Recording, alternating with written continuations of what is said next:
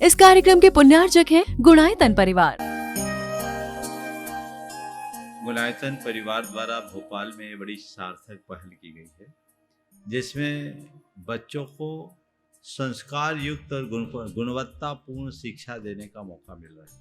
ये बच्चों की व्यवस्था की गई है, जिसमें 6वीं 7वीं के बच्चे इस साल लिए जाएंगे और 11वीं 12वीं और सीए फाउंडेशन के बच्चों को यहाँ रखा जाएगा।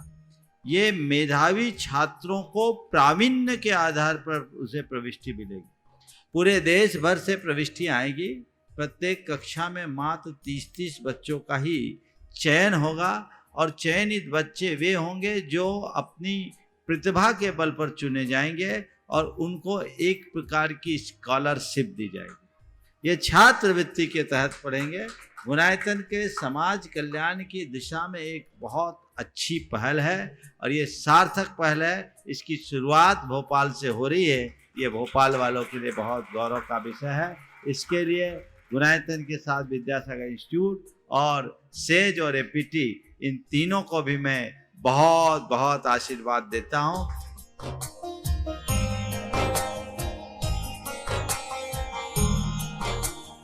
एक आदर्श और व्यवस्थित दिनचर्या का लक्ष्य प्राप्ति में बहुत बड़ा योगदान होता है।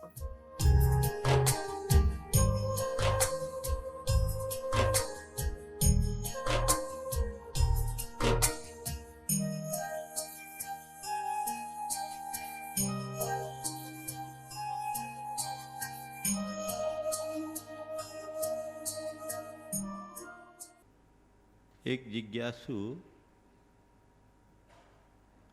किसी संत के चरणों में पहुंचा और उसने उनसे निवेदन किया कि गुरुदेव, जीवन में धन पैसे का उपयोग दिखाई पड़ता है,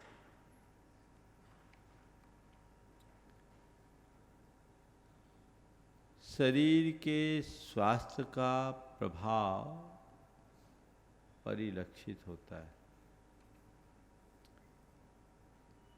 यश प्रतिष्ठा ये सब काम में आते हैं, लेकिन धर्म का कोई प्रत्यक्ष लाभ दिखाई नहीं पड़ता। फिर भी सभी लोग धर्म की ही इतनी दुहाई क्यों देते हैं? उसके पूछने का आशय था दौलत, सेहत और शोहरत, ये तीनों चीजें जीवन के लिए उपयोगी है, लेकिन धर्म की क्या उपयोगिता? और धर्म को लोग इतना महत्व क्यों देते हैं? संत उसकी जिज्ञासा सुन मुस्कुराए। पास खड़ी हवेली की ओर इशारा करते हुए उन्होंने पूछा, ये बताओ, हवेली देख रहे हो? बोले देख रहे हैं। हवेली दिख रही है? बोले दिख रही है। तुम पूरी हवेली को देख रहे हो? बोले देख रहा हूं।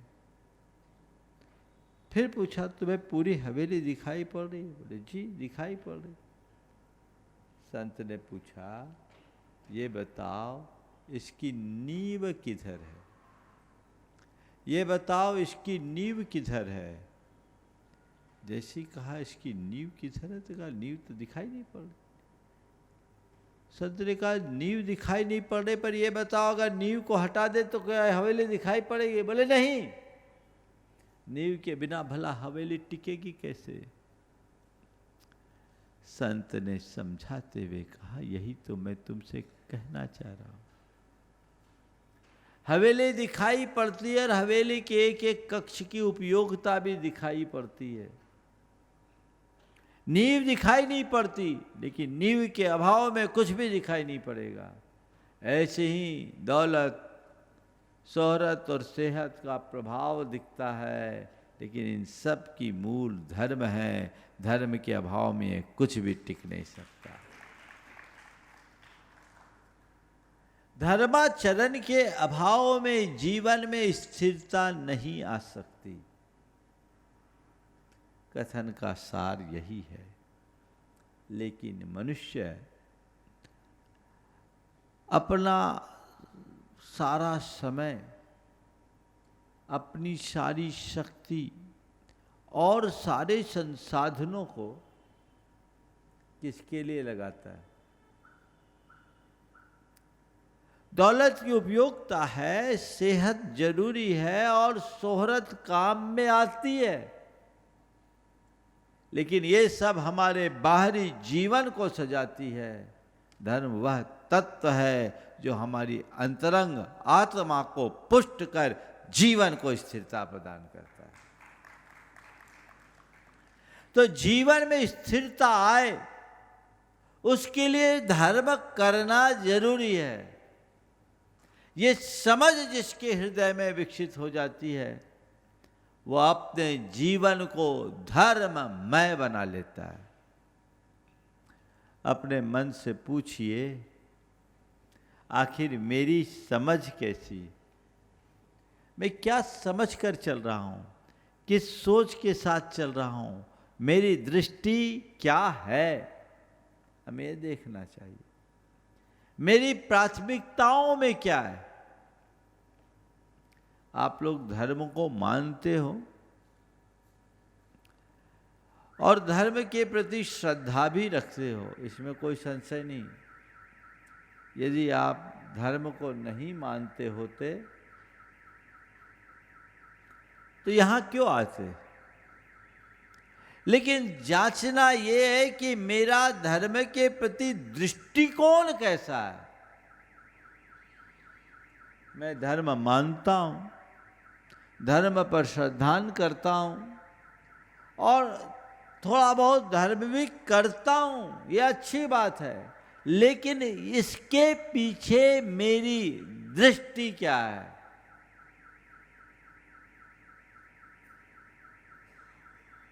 धर्म के प्रति मेरा क्या दृष्टिकोण? धर्म मेरे जीवन की एक महत्वपूर्ण क्रिया है या धर्म मेरे जीवन के रूपांतरण का आधार? क्या दृष्टिकोण है? किस दृष्टि से धर्म करते हो? अगर इस विश्वास के साथ धर्म करते हो कि धर्म एक अच्छी क्रिया है, धर्म मुझे करना चाहिए, तो धर्म एक क्रिया मात्र बनकर रह जाएगी। लेकिन धर्म मेरे जीवन के रूपांतरण का प्रयोग है या आधार है, ऐसा मान करके धर्म करोगे तो जीवन बदल जाएगा। 4 दृष्टियों से लोग धर्म करते।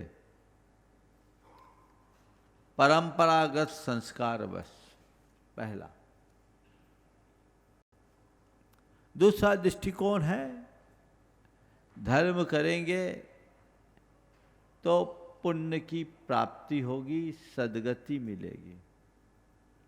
पुण्य कमाने के लिए धर्म करते हैं। धर्म करने का तीसरा दृष्टिकोण है धर्म करने से आपत्ति विपत्ति टल जाएगी।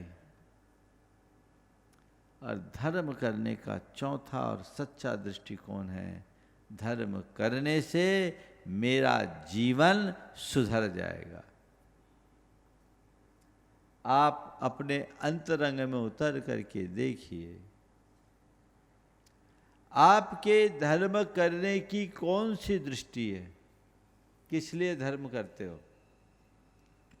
ज्यादातर लोग इसी भाव से धर्म करते हैं कि हमें परंपरागत संस्कार मिले हैं, धर्म करना अच्छा काम है, हमें धर्म करना चाहिए। हमारे माँ बाप ने, हमारे पुरखों ने हमें ये सिखाया है, वो करते आए सो हम भी करते आ रहे हैं। अच्छी बात है, बुरी बात नहीं है, लेकिन उन्होंने क्यों किया इस पर हम क्यों सवाल नहीं करते, और हम क्यों कर रहे इस पर हम ध्यान क्यों नहीं देते?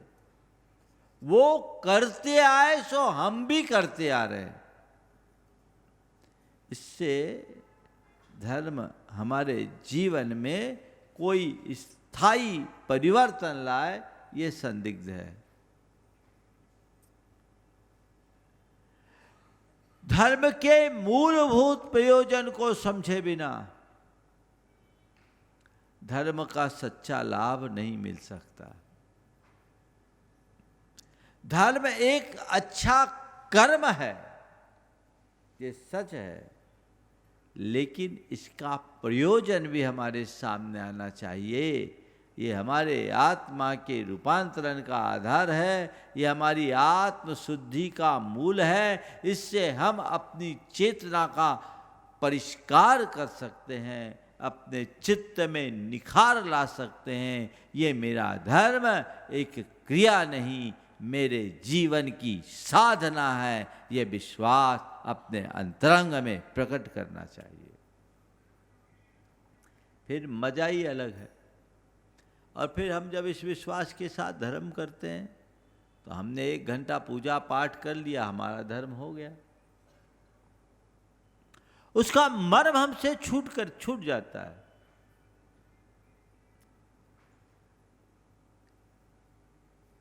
कनाडा के एक विद्वान ने भारतीय संस्कृति पर शोध किया। बहुत पुरानी बात है, लगभग 30 साल पुरानी।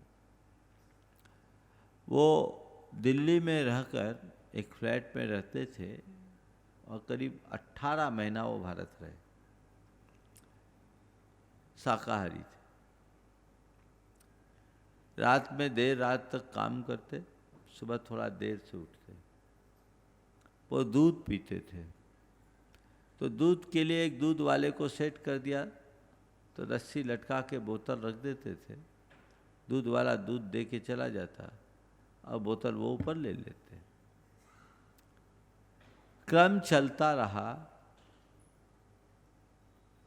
और प्राय रोज उन्हें दूध में पानी मिला, दूध मिला।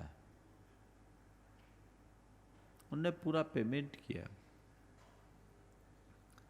उसके बाद जब उनका शोध पूरा हुआ, उसमें 2 लाइन उन्होंने लिखी जो हम सब के लिए एक करारा तमाचा है। उन्होंने लिखा, भारत एक धर्म प्रधान देश है। यहाँ के लोग धर्म पर बड़ा प्रगाढ़ विश्वास रखते हैं। इनकी सुबह की शुरुआत भगवान की पूजा से होती है। ये लोग रोज मंदिर जाते हैं और अपना ईमान वहीं छोड़कर चले आते हैं। ताली बजाने की बात नहीं है। कितना तीखा व्यंग है, प्रहार है, सोचने की बात है, समझने की बात है। आखिर हम कर क्या रहे हैं? ऐसा धर्म जीवन में बदलाव नहीं ला सकता। अपने अंदर उतर करके देखो। मेरे भीतर तो ऐसा नहीं है ना। मुझे तो लगता आप लोगों के भीतर ऐसा नहीं होगा, क्योंकि आप सब लोग दूध के धुले हो, है ना। एकदम कोई, ये तो दूसरे लोग हैं महाराज, आप क्या समझते हैं, हम तो एकदम शुद्ध पवित्र आत्मा है। अगर ऐसा है तो इससे अच्छी बात नहीं। और यदि ऐसा नहीं है तो सुधार में कोई संकोच नहीं होना चाहिए। आज ही सुधार कीजिए, बदलाव लाइए, जीवन को रूपांतरित करने का प्रयत्न कीजिए। तो एक दृष्टिकोण। दूसरा दृष्टिकोण, धर्म करेंगे तो पुण्य कमाएंगे, पुण्य मिलेगा, स्वर्ग जाएंगे, सद्गति मिलेगी। निश्चित धर्म करने से पुण्य मिलता है, इसमें कोई डाउट नहीं है। आपने जीवन भर धर्म किया है कि नहीं किया? कितना पुण्य मिला भाई, कितना पुण्य कमाया। कोई लेखा जोखा है? धर्म करने से पाप कटता है, कोई संशय नहीं। तुमने कितना पाप काटा, कोई हिसाब किताब है?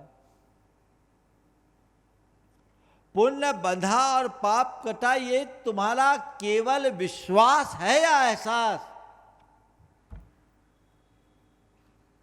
बोलो। विश्वास तो कुछ भी रख लो, उससे कोई गारंटी नहीं। पुण्य बंधा और पाप कटा, इसे अपने जीवन का एहसास बनाइए। कैसे बनेगा एहसास? पुण्य क्या है? आपको तो न पुण्य दिखता, न पाप दिखता, कर्म तो दिखता नहीं, क्रिया दिखती। लेकिन निश्चित पुण्य और पाप है, उसका फल हम सबको दिखता है। पर ये जो पुण्य पाप का फल हमें दिखता है, वो तो द्रव्य पुण्य पाप है। असल में पुण्य पाप है क्या? हमारे अंदर का शुभ और अशुभ भाव। हमारे मन का अहोभाव पुण्य है और अहम भाव पाप। क्या बोला मैंने? अहोभाव पुण्य है, अहम भाव पाप। अगर तुम्हारे धर्म करने से अहोभाव की वृद्धि हो रही है, अर्थात तुम में कोई सकारात्मक परिवर्तन आ रहा है, समझ लेना पुण्य का संचय हो रहा है। और तुम्हारे भीतर का अहम भाव, यानी तुम्हारे भीतर नकारात्मकताएं नष्ट हो रही है, तो समझ लेना पाप कट रहा है।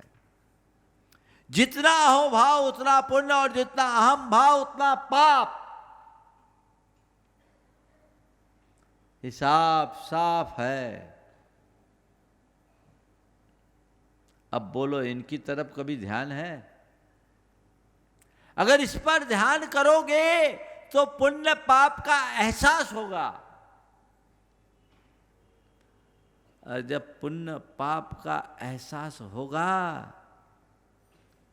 तभी सच्चे अर्थों में कुछ खास होगा। अभी तो बस है, चल रहा है एक परंपरागत धर्रे से।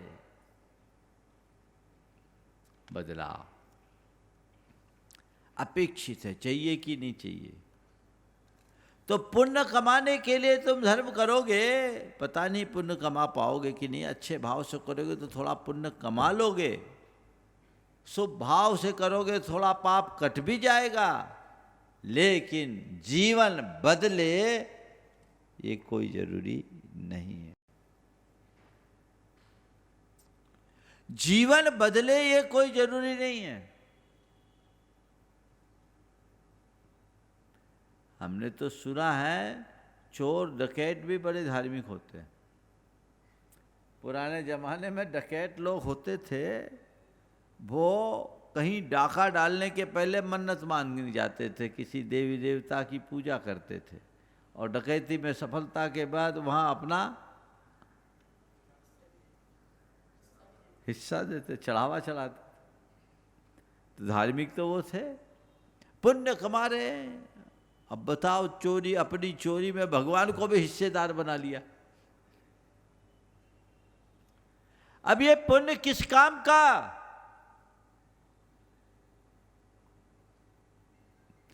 विशुद्ध भाव के साथ अगर धर्माचरण करोगे तो पुण्य का अर्जन होगा, इसमें कोई संशय नहीं। लेकिन केवल पुण्योपार्जन लक्ष्य होगा, केवल पुण्य कमाने का ध्येय होगा तो कोई खास नहीं होगा। केवल पाप काटने का लक्ष्य होगा तो कोई खास नहीं होगा।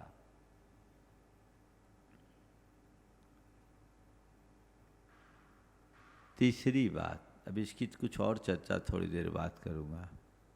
पुण्य धर्म करने से मेरी विपत्तियाँ टलती है ना? और ये हमको बचपन से सिखाया गया है, बेटा पेपर है मंदिर चले जा, पेपर अच्छे जाएंगे। रिजल्ट है जा मंदिर जा, तेरा रिजल्ट अच्छा आएगा। रिजल्ट तो मेरा बन चुका, डिक्लेरेशन आज है, ये हमको सिखाया गया। और अच्छा रिजल्ट आ गया तो भगवान की कृपा से मेरा रिजल्ट अच्छा आ गया, और रिजल्ट खराब आ गया तो भगवान को दोष देना शुरू कर दी, हे भगवान आपने हमसे किस पाप को सजा दी। यही होता है ना, ये हमारे संस्कार में है। आपत्ति विपत्ति आने पर भगवान के याद आती है और हम भगवान को एक संरक्षक के रूप में अपनाते हैं कि हमारे कोई हो तो हमारे संकट मोचक बन जाए, काम खत्म। और उनके प्रताप से कदाचित विपत्तियां टल गई तो श्रद्धा प्रगाढ़, और नहीं हमने सब करके देख लिया, कुछ नहीं रखा इसमें, सब करके देख लिया, सबको आजमा लिया, सब केवल बातें हैं। तुम्हारी श्रद्धा कहाँ जाएगी कोई पता नहीं, बिगड़ जाता है मामला। लेकिन अगर आपका दृष्टिकोण चौथे श्रेणी का है, धर्म करने से जीवन सुधरता है, जीवन संवरता है, जीवन की शुद्धि होती है, आत्मा में पवित्रता आती है, तो जीवन बदलेगा। धर्म जीवन को सुधारने के लिए, आत्मा को पवित्र बनाने के लिए, अपने विकारों के शोधन और शमन के लिए, अपने भीतर बदलाव घटित करने के लिए, ये दृष्टिकोण अपने अंदर जगाओ तो आपके भीतर एक धार्मिक ही नहीं, एक साधक व्यक्ति का जन्म हो जाएगा। धार्मिक वह है जो धर्म की क्रिया करता है, और साधक वो है जो धर्म को साधता है। धर्म को साधने से जीवन की शुद्धि होती है। ऐसा साधक क्या करता है? पुण्य कमाने के लिए धर्म नहीं करता, वो धर्म करके पुण्य जरूर कमाता है, पर पुण्य कमाने के लिए धर्म नहीं करता, वह जीवन को पुण्य बनाने के लिए धर्म करता है। किसके लिए धर्म करता है? पुण्य कमाने के लिए कि पुण्य बनाने के लिए? तुम लोग काय के लिए कर रहे हो? कमाने के लिए? ओम चलने दो, उसको बैकग्राउंड म्यूजिक समझो। हाँ, पुण्य कमाने के लिए या पुण्य बनाने के लिए? किसके लिए? अवसर है। पुण्य कमाने वालों का धर्म तो हाथी का स्नान होता है। हाथी नहाता है और बाहर निकलते ही अपने ऊपर धूल झाड़ लेता है। उससे कोई बहुत बड़ा लाभ नहीं है। तुम्हें अवसर है अपने जीवन को पुण्य बनाने का। हमारे शास्त्रों में पुण्य जीव और पाप जीव की चर्चा है। मिथ्या दृष्टि को पाप जीव कहा है और सम्यक दृष्टि को पुण्य जीव कहा है। तुम मिथ्या दृष्टि से सम्यक दृष्टि हो जाओ, तुम्हारा जीवन पुण्यमय हो जाएगा। उत्तरोत्तर आगे बढ़ो, अपने जीवन को पुण्य बनाओ, यानी पवित्र बनाओ। अपने आचार विचार व्यवहार में शुद्धि लाओ, अपने संस्कारों को बदलो, भाव विशुद्ध बना करके जीवन को आगे बढ़ाने का प्रयत्न करिए, जो हमें हमारे जीवन के निखार में सहायक बने। पुण्य बनाना है। पुण्य कमाने का काम तो खूब कर लिए। पुण्य बनाने वाला जो पुण्य कमाता है वो सात से पुण्य होता है। और कोरा पुण्य कमाने वाला जीव कालांतर में पाप में निमग्न होकर अपना जीवन नष्ट भ्रष्ट कर देता है। समझ गए? तो तय करो, मुझे अपने जीवन को पुण्य बनाना है, पुण्य बनाना है, भाव विशुद्धि युक्त जीवन जीना है, अपने अंदर बदलाव लाना है। रूपांतरण की प्रक्रिया शुरू हो जाएगी। पाप कटते हैं धर्म करने से, कोई डाउट नहीं है, लेकिन पाप काट के क्या करोगे? तुमने तो एक अच्छा समझ लिया कि धर्म करने का मतलब है पाप काटने का लाइसेंस प्राप्त कर लेना। तो अब हम जितना भी है धर्म करें, जितना पाप हो सब कट जाए, और फिर एक बार पाप काट दिए तो बाहर आने के बाद पाप फिर धर्म करने की जरूरत ही नहीं, पाप करने की छूट है। एक बार एक बच्चे ने कहा, महाराज जी नमोकार मंत्र के महात्म्य में कहते हैं, ऐसो पंच नमो यारो सब्बो पाप अपना सुनो, मंगलालम च सब्बे सिम परम होई मंगलम। महाराज जी इसका अर्थ सही है, सच्चा है? बोले हाँ सच्चा है। बोले महाराज जी नमोकार मंत्र जपने से सारे पाप कट जाते हैं? हाँ कट जाते हैं। तो महाराज तो फिर बहुत अच्छा है, कोई भी पाप करो और एक बार नमोकार बोल दो, सारा पाप साफ। बच्चे ने सवाल किया, महाराज फिर तो बहुत अच्छा है, कोई भी पाप करो, कैसा भी पाप करो, नमोकार एक बार बोलो सब पाप साफ। मैंने कहा बेटा अगर तू सच्चे अर्थों में नमोकार जपेगा ना तो तेरे अंदर पाप का भाव ही नहीं आएगा, और पाप का भाव आया है यानी तेरे भीतर नमोकार अभी जन्मा ही नहीं है। अगर बार बार पाप कर रहा है तो तू नमोकार का सच्चा श्रद्धानी नहीं है। इसलिए मैं सभी को सलाह देता हूं, पाप काटने के लिए नहीं, पाप त्यागने के लिए धर्म करो। किसके लिए करो? पाप को त्यागो। पाप त्यागोगे तो जीवन पवित्र होगा, जीवन अपने आप आगे बढ़ेगा। पाप काटने के बाद इधर पाप काटते जाओगे, उगता जाएगा। और पाप तो बेशरम है, बेशरम होता है ना, काटने के बाद फिर हरा भरा हो जाता है। कितने ही काटते जाओ, छाटते जाओ, कहते जितना काटते उतना तेजी से बढ़ता है,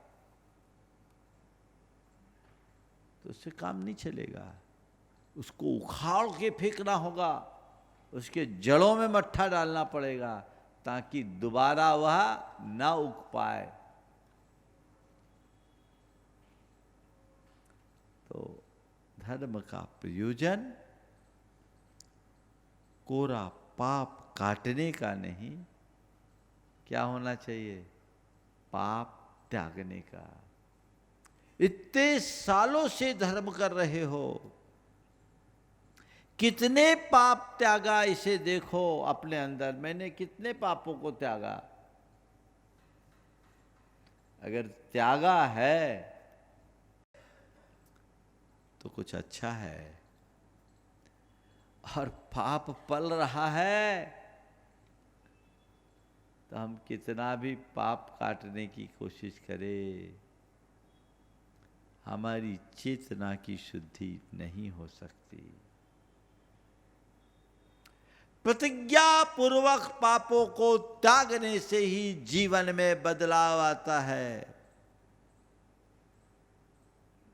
और पाप भी दो तरह का,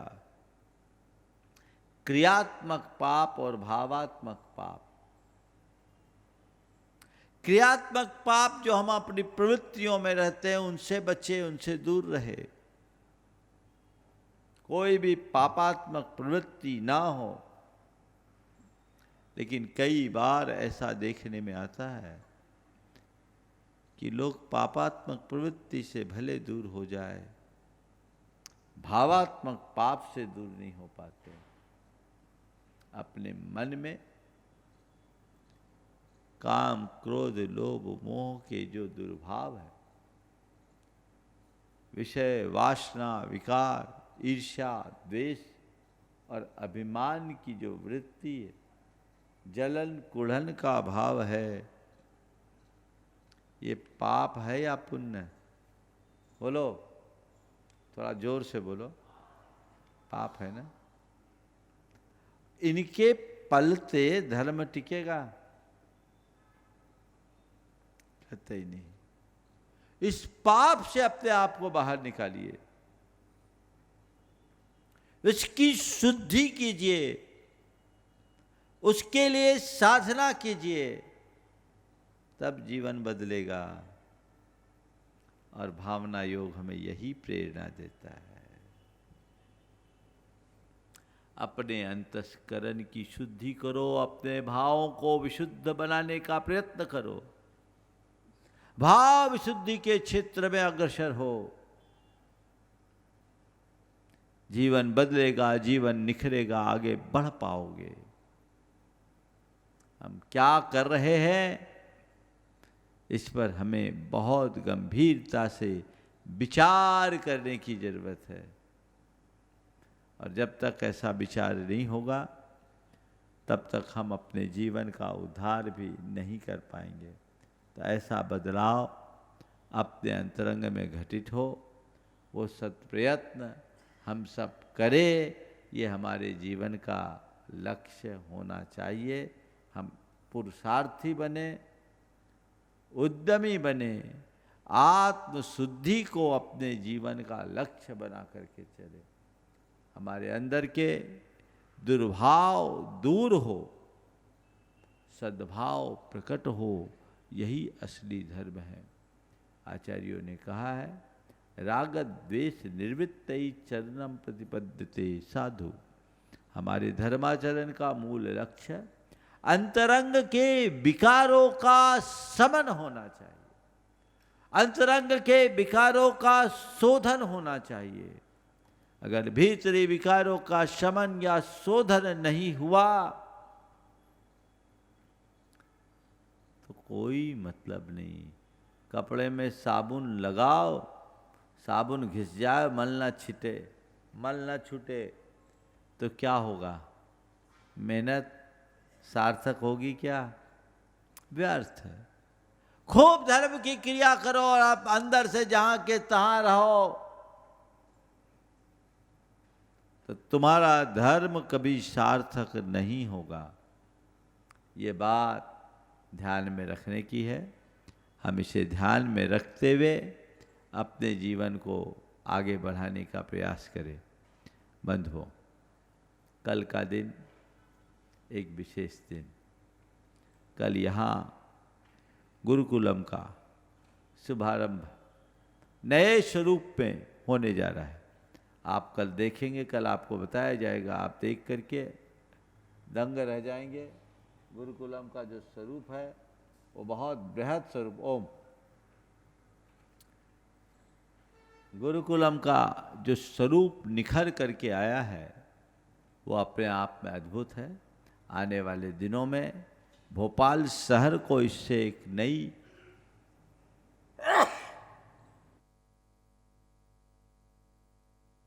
जान मिलेगी। हम अपने बच्चों के भविष्य को संवारने में कारगर होंगे। ये कोई साधारण गुरुकुल नहीं बन रहा है, ये एक उच्च गुणवत्तापूर्ण शिक्षा का आयतन बन रहा है। आप सब उसमें अपनी सहभागिता दें। हर परिवार को उससे जुड़ना चाहिए। कुछ परिवारों ने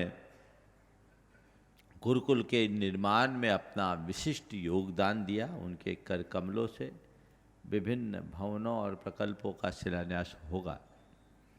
लेकिन आप लोग भी, जितने लोग यहाँ उपस्थित हैं और जो घरों में सुन रहे हैं, भाव रखें कि इस महत् कार्य में मेरा भी कोई योगदान होना चाहिए।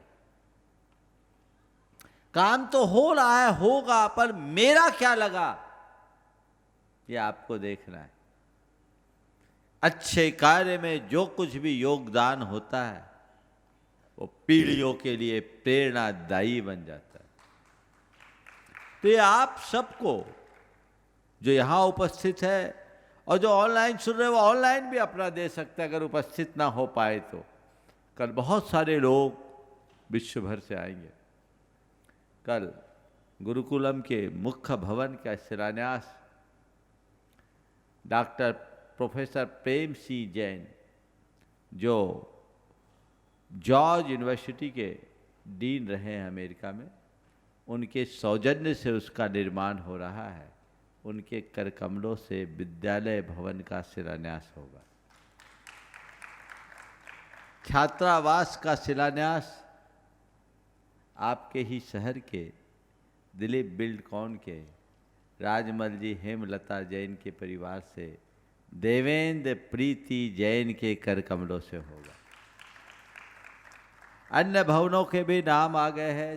सभागार का जो ऑडिटोरियम है उसका शिलान्यास रमेश चंद अनिल कुमार जी सरावगी के द्वारा होगा।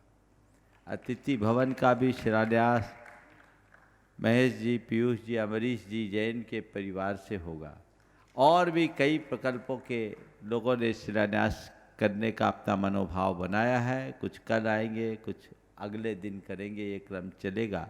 एक शिलान्यास विनोद जी, शीतल जी दुग्गड़ के द्वारा होगा। प्रेम जी का हो गया। उनके द्वारा भी एक बड़े प्रकल्प का शिलान्यास होना है। सब करने वाले कर रहे हैं, अब आपको तय करना है क्या करना है। एक परिवार संत निवास का शिलान्यास करेगा, साधु वसती का और कुछ थोड़े से प्रकल्प बचे हैं। आप सब तय कीजिए, मेरा छोटा बड़ा जो भी योगदान हो मैं करके अपने आप को कृतार्थ कर सकूं। कोई कमी नहीं। यहाँ नल नील के साथ से लेकर गिलहरी तक सबका सत्कार है।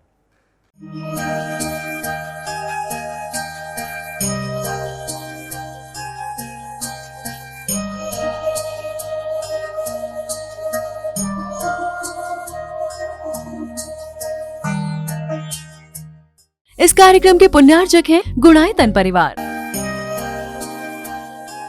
गुणायतन परिवार द्वारा भोपाल में बड़ी सार्थक पहल की गई है, जिसमें बच्चों को संस्कार युक्त और गुणवत्तापूर्ण शिक्षा देने का मौका मिल रहा है। ये बच्चों की व्यवस्था की गई है, जिसमें 6वीं 7वीं के बच्चे इस साल लिए जाएंगे और 11वीं 12वीं और सीए फाउंडेशन के बच्चों को यहाँ रखा जाएगा। ये मेधावी छात्रों को प्रावीण्य के आधार पर उसे प्रविष्टि मिलेगी। पूरे देश भर से प्रविष्टि आएगी। प्रत्येक कक्षा में मात्र 30-30 बच्चों का ही चयन होगा और चयनित बच्चे वे होंगे जो अपनी प्रतिभा के बल पर चुने जाएंगे और उनको एक प्रकार की स्कॉलरशिप दी जाएगी। ये छात्रवृत्ति के तहत पढ़ेंगे। गुणायतन के समाज कल्याण की दिशा में एक बहुत अच्छी पहल है और ये सार्थक पहल है। इसकी शुरुआत भोपाल से हो रही है। ये भोपाल वालों के लिए बहुत गौरव का विषय है। इसके लिए गुणायतन के साथ विद्यासागर इंस्टीट्यूट और सेज और एपीटी, इन तीनों को भी मैं बहुत बहुत आशीर्वाद देता हूँ।